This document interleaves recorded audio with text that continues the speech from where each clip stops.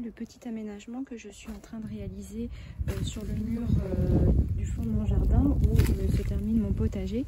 Je voulais pas forcément que le potager aille jusqu'à cette partie-ci du mur parce que là c'est une zone où j'avais essayé de faire pousser des choses l'année dernière et en été c'est très exposé, ça sèche donc c'est pas forcément un endroit où je peux faire pousser grand chose. Donc là je suis en train d'essayer de faire un massif un petit peu adapté au terrain sec. Donc j'ai mis à l'automne dernier des graminées. Là j'ai planté un pied de lavande, encore des graminées, des boutures ici de lavande et là-bas aussi de lavande que ma mère m'a donné. Elle m'avait aussi donné un chardon, encore des graminées et là-bas ici j'ai un pied de consoude. Donc là je vais venir ajouter encore des lavandes. En fait je voudrais vraiment avoir un massif pour attirer les pollinisateurs ici qui résistent bien à la sécheresse. Et la plante que vous voyez là, c'est une Nepeta. Je sais que ça attire aussi beaucoup les abeilles et que ça se développe bien, donc je me suis dit que cette zone-là sera intéressante. Et en fait, vous voyez le mur qui est ici, et bien je pense que c'est là où je vais pouvoir installer un de mes pêchers pour le palisser ici et cacher en fait toute cette partie de mur que je trouve assez inesthétique. Alors aujourd'hui, on se retrouve devant une partie que je ne vous avais pas encore montré de mon jardin. On est à l'avant de la maison et je vais m'occuper de cette partie-ci de massif. Donc j'avais délimité pendant mes congés les espaces entre la partie arbuste et la partie pelouse avec ces pavés, ce qui m'a permis de mettre en valeur cette zone-ci que je voudrais habiller de fleurs.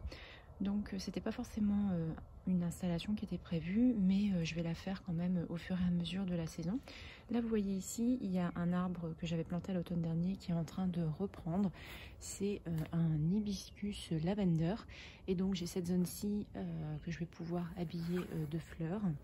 Et vous voyez, c'est un sol qui est assez humifère, c'est quand même relativement à l'ombre, donc je vais y installer plusieurs plantes que j'ai commandées et récupérées chez ma mère. Elle a fait du travail de nettoyage dans son jardin et elle m'a donné plusieurs choses dont elle ne voulait plus. Donc j'ai pu récupérer des pieds de centaurée qui sont déjà en fleurs, des petits pieds de giroflée qui seront plutôt en fleurs l'année prochaine, et elle m'a donné aussi également des bulbes à remettre dans le jardin. Donc là ils sont plus en fleurs, donc je peux pas vous montrer à quoi ça ressemble, mais elle m'a envoyé une photo, donc ça fait une petite fleur qui est étoilée dans les tons bleus. Donc ça je vais les disposer sur l'avant de mon jardin. Hier une commande de chez Promesse de Fleurs, il y avait une promotion sur les vivaces, donc j'en ai profité pour en commander plusieurs. Donc j'ai pris des pieds de lavande qui vont aller sur l'arrière de mon jardin que je vais également installer. Donc c'est bien que je n'ai pas forcément tout déballé, je les ai juste ouverts pour que les plantes puissent revenir un peu à la lumière. Vous voyez, c'est quand même bien conditionné, il n'y a pas vraiment de problème pour la livraison. Surtout que mon colis avait été un peu malmené par les livreurs. Donc là c'est des mini-mottes, donc j'ai pris de la verveine de Buenos Aires. J'ai 5 mini-mottes à placer dans le jardin. Et là ce que je trouve particulièrement bien, c'est ce système ici de conditionnement pour les plantes qui sont plus grandes. Vous voyez, c'est en plastique, après vous pouvez le réutiliser si vous faites des envois de plantes. Voilà, ça avait un petit peu plus été secoué, mais bon, vous voyez que les plantes quand même sont bien protégées. Donc si vous voulez commander des plantes vivaces ou des petits arbustes d'ornement, vous pouvez y aller, c'est quand même bien installé dans les colis. Et voilà le résultat. Donc j'ai mis les 2 pieds de verveine de Buenos Aires ici, des primes verts sur l'avant avec quelques pieds de giroflée. Ici les bulbes inconnus pour le moment, mais je vous mettrai le nom si je le retrouve sur la vidéo. Et j'ai mis ici le fuchsia qu'il faut que j'arrose parce que je vois qu'il a soif, et le pied de centaurée.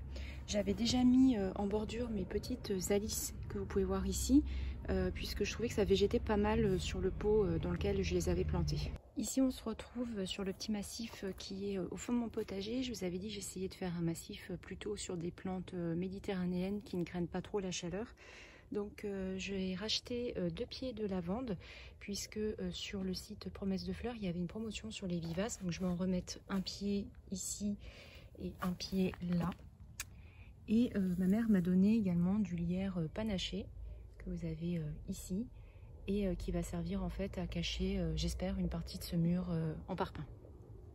J'ai rempoté en fait des dahlias, donc ça c'était un complément de commande que j'avais passé sur le site Promesse de Fleurs. J'avais acheté aussi les anémones que je vous avais montré que j'ai mis dans le massif qui est du côté de ma terrasse.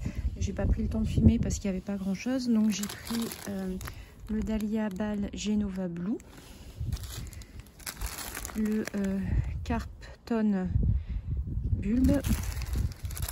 J'ai repris un café au lait rosé parce que celui-là est magnifique, mais mon bulbe de l'année dernière, je suis pas sûre qu'il va bien repartir.